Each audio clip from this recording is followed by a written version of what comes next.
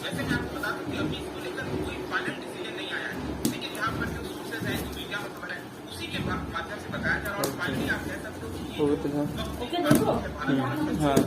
वो आज कल भी हो सकती है। रशिया की जो फॉरेन मिनिस्टर है लैवरोव, वो कल ही शाम को न्यू दिल्ली आए और उसके बाद यहाँ पर बातचीत होगी जयशंकर साहब से, हो सकता है मोदी से हो, अभी आई डोंट नो, बट यहाँ पर कहीं ना कहीं रशिया और भारत के बीच में जो संबंध है उसको और ज्यादा बढ़ाने की कोशिश की जा रही है। वैसे मैं आपको ये भी बता दूं कि रशिया को इस समय पैसे की आवश्यकता है और इसीलिए रशिया ने जो वो डिफेंस का गुड्स देता है भारत को, उसके लिए रशिया ने रिक्वेस्ट किया है भारत से $1.8 बिलियन का पेमेंट है वो जाता है।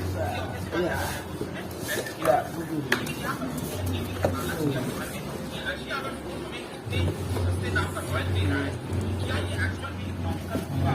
देखिए, ये तो मैं आपको पहले बता दूं कि रशिया के अंदर जो कंपनी है रॉसनेफ्ट, उनके साथ और एशिया की जो सबसे बड़ी प्रोसेसर है इंडियन ऑयल कॉर्पोरेशन, उन दोनों के बीच में कॉन्ट्रैक्ट होता है। ये ऑप्शनल कम कॉन्ट्रैक्ट होता है 3 मिलियन बैरल हर साल का। हर साल जो है वो इंडियन ऑयल कॉर्पोरेशन जो है वो रशिया से 15 मिलियन बैरल खरीद सकता है, लेकिन वो कंपल्सरी नहीं है।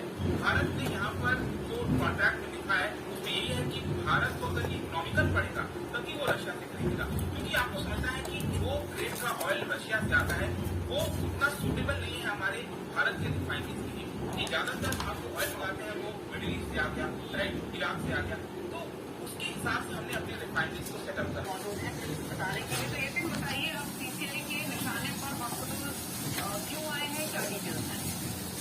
देखिए मेडिकल की आवाज ठीक है राज बाबा भेजिए बेटा। नहीं ले लियो।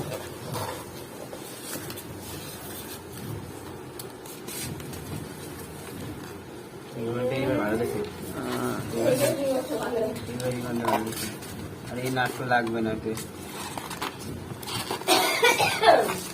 ব্যাটারি উঠেছে এবার।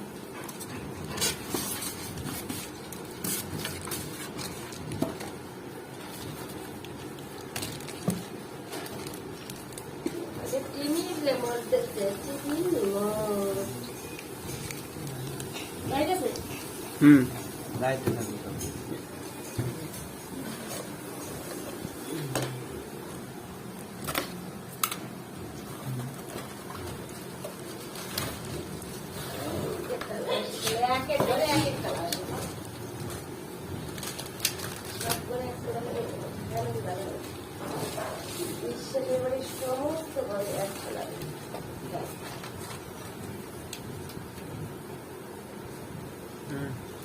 দেখান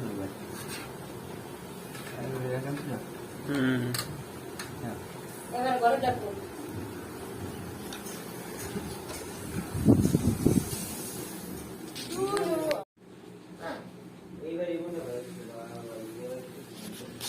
ওই রিমোটটা ভালো, হ্যাঁ ওই রিমোটটা ভালো।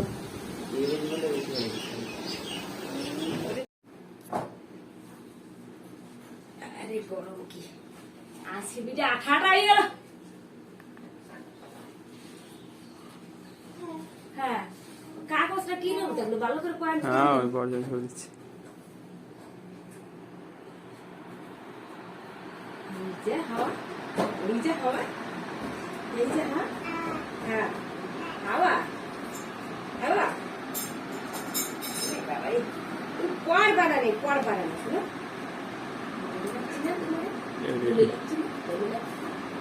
উই দেখো প্যার, উই দেখো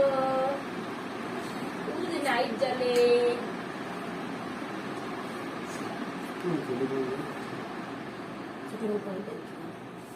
এই তো তারে না বাইরে তারে না।